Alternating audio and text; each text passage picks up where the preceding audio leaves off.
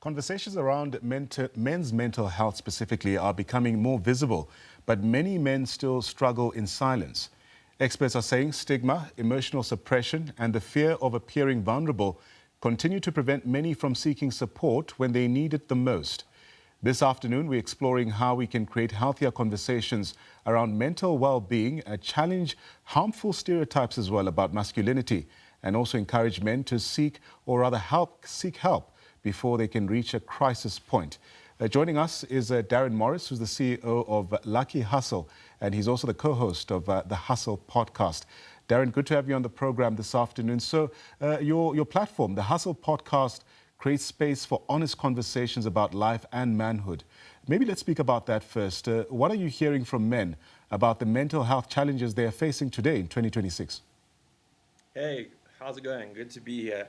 Yeah, the podcast that we do is, it's about positive masculinity, and it's about really, allowing guys to have a safe space to be men. But what we realized along this journey is that when we started speaking about, like what guys are going through, it was quite a surprise to see that a lot of men feel like people think that they don't have feelings, and in fact, they just don't have a platform to basically talk about these feelings. We hosted a conference at UJ, and we had best friends literally crying to each other, guys that have known each other for years, saying, dude, I've never knew you were going through that. So yeah, it's basically a platform to talk about the crisis that we're going through. Darren, it then prompts the question as to why do you think so many men are still associate vulnerability with the weakness, despite growing awareness around mental health? I think many men and boys, grow up hearing phrases like "man up" or "don't cry" or "be strong." Even on WhatsApp groups, for example, there's almost that kind of stigma that men have to be men or boys have to be boys. And when you start opening up, even to people close to you, sometimes you hear, your best friends saying, stop being a wuss, man up, stop being a sissy, things like that.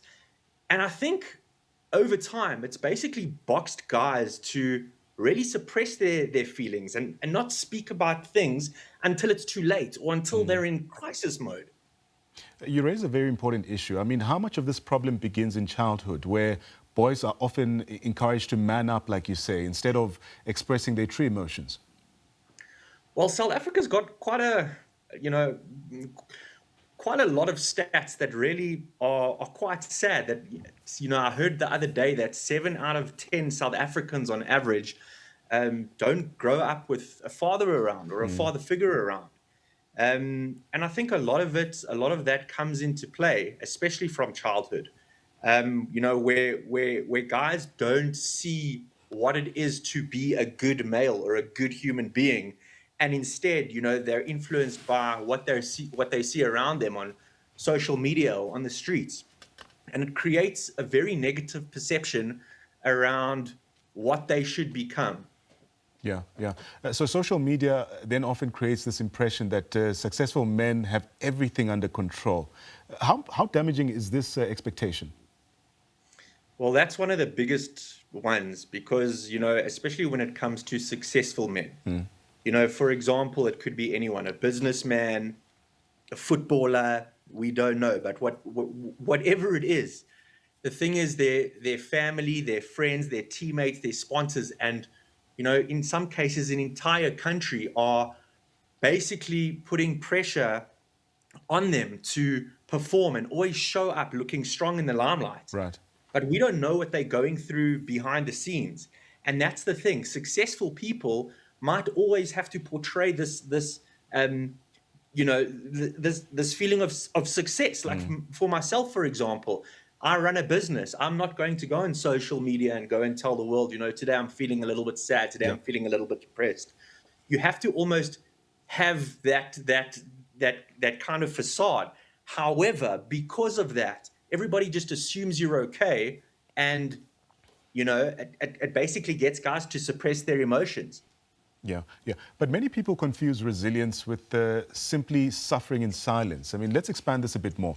How can men recognize the difference as we wrap? In terms of resilience versus suffering silence, it's a tough one. You know, I'm not a psychologist.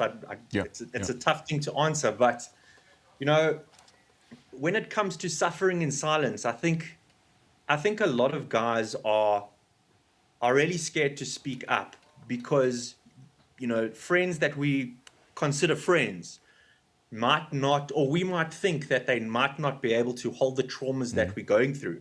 So we push through this kind of resilient, um, you know, vibe that we're going through. You know, all the stereotypes like be the breadwinner. You Yeah. know, you've got to be the protector. You've got to make X amount of money per year. You've got to drive these kind of cars. But meanwhile, you know, guys are going through a lot inside, and like those societal, those stereotypes aren't always the case. And when guys do go through them, a lot of the time they'll hide it and they'll fake it because, like I mentioned earlier, there's no one to hold that trauma, Right, or that's right. what we're taught. Darren Morris, he's the CEO of Lucky Hustle and also the co-host of the Hustle podcast. A big thank you for your insights and for helping us unpack this very important conversation. So if today's discussion does resonate with you or someone you know, remember that reaching out for help is a sign of courage and not weakness. And talking to a trusted friend, a family member, as we've heard, or mental health professional, very important, can be the first step towards getting the support you need.